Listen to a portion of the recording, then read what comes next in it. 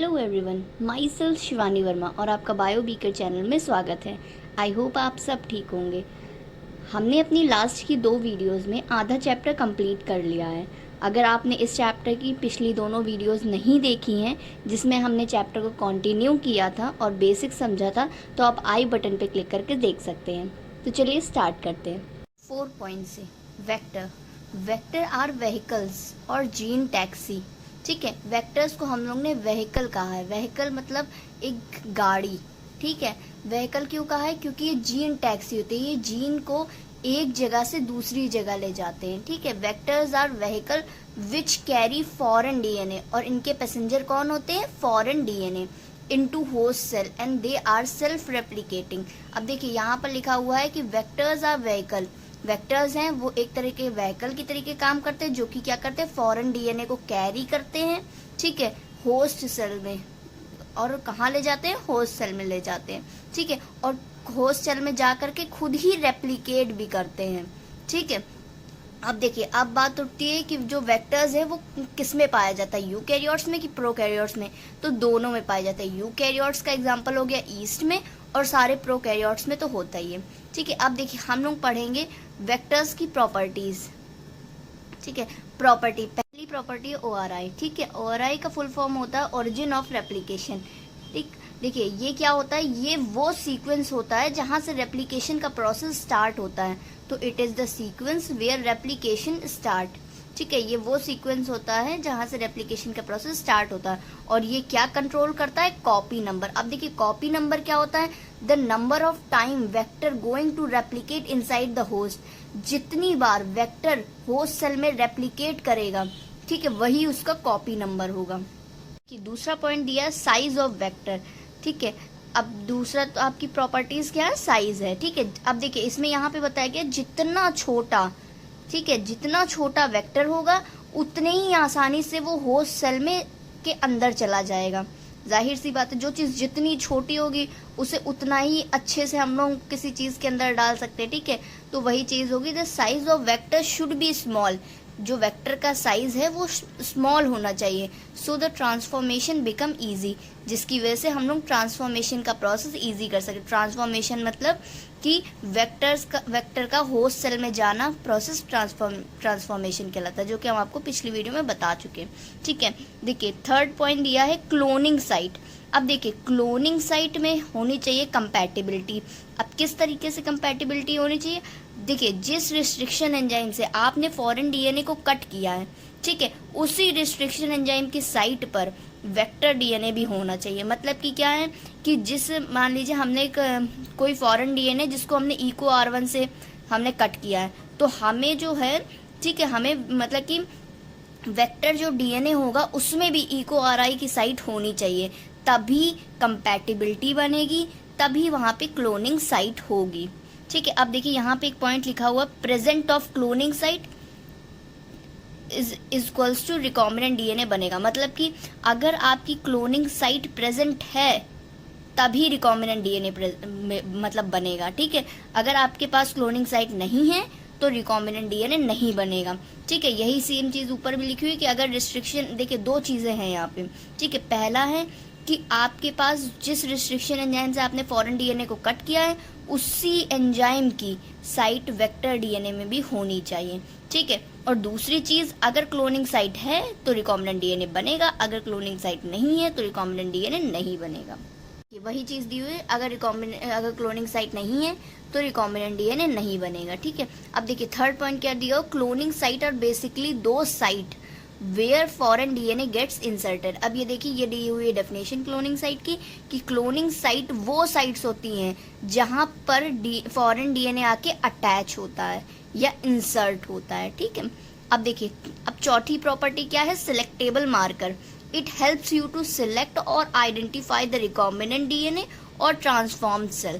ठीक है, selectable marker की वजह से हम लोग पहचान पाते हैं कि जो डीएनए है वो नॉन रिकॉम्बिनेंट है या रिकॉम्बिनेंट है, वो जो सेल है वो ट्रांसफॉर्म्ड है या नॉन ट्रांसफॉर्म्ड है। ठीक है, देखिए अब हम पढ़ेंगे कि एनसीईआरटी में कौन कौन से एग्जाम्पल्स दिए गए हैं वेक्टर्स के। ठीक है, तो पहला एग्जाम्पल है प्लाज्मिड। प्लाज्मिड किस में पाया जाता है? प्रोकैरियोट्स में पाया जाता है। ठीक है, ये क्या होता है? Extra chromosomal part of DNA होता है। जैसा कि हमने बताया आपको कि बैक्टीरिया जो होता है ना, उसमें एक होता है उसका खुद का डीएनए, ठीक है, और अदर उसके पास क्या प्रेजेंट होता है, प्लाज्मिड प्रेजेंट होता है, जो कि एक्स्ट्रा क्रोमोसोमल पार्ट होता है, ठीक है, उस बैक्टीरिया का। मतलब क्या कि जो वो होगा एक्स्ट्रा क्रोमोसोमल पार्ट, वो भी सेल्फ रेप्लिकेट करेगा और डीएनए भी सेल्फ रेप्लिकेट करेगा, बट जो मतलब वो पहुंचाएगा details from one generation to another, वो प्लाज्मिड नहीं होगा, बट वो मेन डीएनए काम करेगा, ठीक है। देखिए अब ये क्या है, प्रोकैरियोट्स में प्रेजेंट होता है, extra chromosomal part of DNA होता है, सर्कुलर डीएनए होता है, ठीक है, सर्कुलर इन नेचर होता है, डबल स्ट्रैंडेड डीएनए होता है, ठीक है, सेल्फ रेप्लिकेटिंग होता है, सेल्फ रेप्लिकेशन करता है, ठीक है। इट प्रोवाइड्स एंटीबायोटिक रेजिस्टेंट, ये क्या करता है, एंटीबायोटिक रेजिस्टेंस प्रोवाइड करता है बैक्टीरिया को, ठीक है, विरुलेंस होता है नेचर में। देखिए दूसरा एग्जांपल दिया है PBr322, ठीक है, ये देखिए PBr322 का डायग्राम है, ठीक है। देखिए इनमें PBr322 में क्या है, P का मतलब प्लाज्मिड, B बॉलिवर साइंटिस्ट का नाम, R रॉड्जिग्यू ये भी साइंटिस्ट का नाम है, और 322 है वो ऑर्डर ऑफ आइसोलेशन और डेवलपमेंट है, ठीक है। आप ये डायग्राम अच्छे से प्रिपेयर कर लीजिएगा, क्योंकि PBr322 का डायग्राम आता है, लेबलिंग करने के लिए भी आ जाता है और वैसे भी। अब देखिए जो आपकी तीसरी हेडिंग दी हुई है, सिलेक्शन यूजिंग PBr322। अब हम लोग कैसे सिलेक्ट करेंगे, अगर हम कोई वेक्टर को लें तो हम लोग कैसे सिलेक्ट करेंगे, ठीक है। तो देखिए यहाँ पे आपका दिया एक फॉरेन डीएनए है, ये PBr322 है, ठीक है। ये क्या करेगा, बाम H1 से कट होगा, ठीक है, balm H1 restriction enzyme cut करेगा और रिकॉम्बिनेंट डीएनए बनाएगा। अच्छा एक जो बात है यहाँ पे याद रखने वाली है कि अगर फॉरेन डीएनए और जो आपका ये है जो मैंने बताया था आपको जिस तरीके से कि दोनों में रिस्ट्रिक्शन एंजाइम सेम होना चाहिए, ठीक है। तो वही देखिए अब फॉरेन डीएनए के पास भी वो फॉरेन डीएनए कट किससे हुआ, बाम H1 से, ठीक है। PBr322 में साइट किसकी है, बाम H1 की, मतलब कि दोनों में सेम रिस्ट्रिक्शन एंजाइम हो रहा है यूज, ठीक है, तभी रिकॉम्बिनेंट डीएनए बन रहा है, ठीक। यही सेम चीज मैंने बताई थी, ये आपको एक एज अ एग्जांपल भी मिल गया, ठीक है। अब देखिए फॉरेन डीएनए PBr322 वेक्टर है, दोनों पास इसको कट किया बाम H1 ने, इसके पास साइट थी बाम H1 की, ठीक है। अब देखिए रिकॉम्बिनेंट डीएनए बन गया। अब जब ये रिकॉम्बिनेंट डीएनए हम लोग होस्ट में डालेंगे तो वो प्रोसेस क्या कहेगा, ट्रांसफॉर्मेशन, ठीक है। अब देखिए हमने ये ट्रांसफॉर्म कर दिया। अब ट्रांसफॉर्म होने के बाद क्वेश्चन ये उठता है कि ये जो आपका रिकॉम्बिनेंट डीएनए है वो कौन से मीडियम में ग्रो करेगा, एम्फीसिलीन में कि टेट्रासिलीन में। तो देखिए अब इसको समझने का भी एक एक तरीका है। देखिए अब यहाँ पे हमने क्या यूज किया, BAMH1, ठीक है, balm H1 restriction enzyme use किया है। अब डायग्राम को, ठीक है, डायग्राम में क्या है, बाम H1 कौन सी साइट पे प्रेजेंट है, टेट्रासिलीन की साइट पे प्रेजेंट है, ठीक है। तो जिस साइट पे यूज किया हुआ रिस्ट्रिक्शन एंजाइम प्रेजेंट होता है वो साइट इनएक्टिव हो जाती है। तो अब कहाँ पे ग्रो करेगा, जो आपका रिकॉम्बिनेंट डीएनए है वो कौन से मीडियम में ग्रो करेगा, एम्फीसिलीन में करेगा। अगर हम लोग वहाँ कट PST1 से करते, ठीक है, तो किस में ग्रो करता, तो टेट्रासिलीन में ग्रो करता। क्यों, क्योंकि यहाँ का जो आपका रिस्ट्रिक्शन एंजाइम जिस साइट पे प्रेजेंट है वो साइट तो आपकी इनएक्टिव हो जाती, तो कहाँ आपका ग्रो करता है, टेट्रासिलीन में। एम्फीसिलीन में आपका ग्रो करेगा, टेट्रासिलीन में नहीं करेगा। आप एक नॉर्मल सी बात समझ लीजिए कि जहाँ पे आपका यूज किया हुआ रिस्ट्रिक्शन एंजाइम प्रेजेंट होगा उस मीडियम, उस साइट पे आपका कभी भी वो जो होगा रिकॉम्बिनेंट डीएनए वो उस मीडियम में ग्रो नहीं करेगा, उसकी अपोजिट मीडियम में ग्रो करेगा, ठीक है। यहाँ पे एक दिया हुआ है, the site which have multiple और more than 1 or 2 cloning site called MCS, multiple cloning site. मतलब वो साइट, ठीक है, जहाँ पर 1 या 2 या उससे ज़्यादा क्लोनिंग साइट्स प्रेजेंट हैं, ठीक है, वो सब क्या कहलाएंगी, वो मल्टीपल क्लोनिंग साइट कहलाएंगी। अब जैसे आप देख सकते हैं यहाँ लैक Z की साइट है, यहाँ से लेकर के यहाँ तक की, ठीक है, यहाँ पर कितने सारे प्रेजेंट हैं आपके रिस्ट्रिक्शन एंजाइम, है ना, ठीक है। तो ये आपकी कौन सी साइट कहलाएगी, मल्टीपल क्लोनिंग साइट कहलाएगी।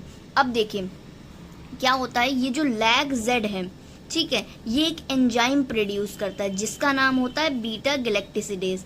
देखिए ये क्या करता है, ये प्रोड्यूस करता है एंजाइम बीटा गैलेक्टिसिड। अब देखिए अब हम लोग देखेंगे कि कैसे हम लोग PBR322 को वो करके मतलब यूज़ करके कैसे हम लोग उसका सिलेक्शन करेंगे। अभी हम लोग ने देखिए यहाँ पे पढ़ा PBR322 को, अब हम यहाँ पढ़ेंगे PUC18 को देख करके कि कैसे हम लोग सिलेक्शन करेंगे। ठीक है, तो देखिए हाँ ये प्रोसेस में ध्यान से देखिएगा। देखिए हमने पहले लिया नॉन रिकॉम्बिनेंट DNA, ठीक है, उसको उसको मतलब होस्ट सेल में इंट्रोड्यूस किया, ट्रांसफॉर्मेशन किया। ठीक है, अब जब ये non recombinant DNA host cell में आ गया तो ये लैग जेड ने क्या कौन सा एंजाइम प्रोड्यूस किया, बीटा गैलेक्टिसिडेज बनाया। ठीक है, बीटा गैलेक्टिसिडेज आपका अपने मतलब बीटा गैलेक्टिसिडेज अपने सबस्ट्रेट से आकर के चिपक गया। जो सबस्ट्रेट क्या है, एक्स गाल। ठीक है, और फिर जो नॉन रिकॉम्बिनेंट आपका DNA इंट्रोड्यूस हुआ था होस्ट में, उसने कौन सा कलर प्रोड्यूस किया, ब्लू कलर प्रोड्यूस किया। ठीक है, ब्लू प्रोडक्ट प्रोड्यूस किया। तो इसका मतलब है कि जब भी हम लोग नॉन रिकॉम्बिनेंट DNA को यूज करेंगे तो वो कैसा क्या करेगा, वो ब्लू कलर प्रोड्यूस कर देगा। ठीक है, और जब हम रिकॉम्बिनेंट DNA को करेंगे, ठीक है, तो वो ब्लू कलर प्रोड्यूस नहीं करेगा। आप सबको ये चीज़ समझ में आई होगी। अब हम लोग कल से दूसरे टॉपिक से स्टार्ट करेंगे जो कि हमारा 5th पॉइंट होगा इस चैप्टर का, और इस वीडियो को और इस मतलब कि इस चैप्टर को कंप्लीट करेंगे। Thank you so much.